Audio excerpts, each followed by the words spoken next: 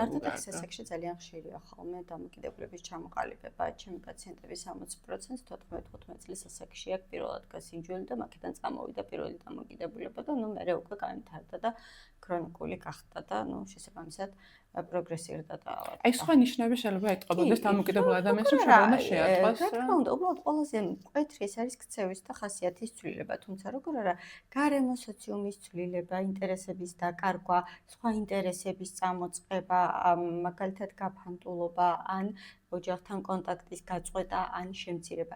თუმცა ეს არის ის ინდიკატორები, რომელიც შეიძლება სხვა დაავადების დროსაც წამოვიდეს და ცალსახად მარტო დამოკიდებულების დროს არ მოხდეს.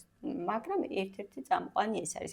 შფოთვის მომატება, ფიზიკური, მაგალითად არსებობს კონკრეტული ნივთიერებები, რომელსაც ახასიათებს კანის სიფერ, მკრთალე, არსებობს ნივთიერებები, მაგალითად მარიხვანის მოხმარების დროს თვალის სიწითლე და თუ თვალში რაღაც არ ჩაიწვიოთ, ეს გუგების დავიწყება, ეტყობათ ხოლმე.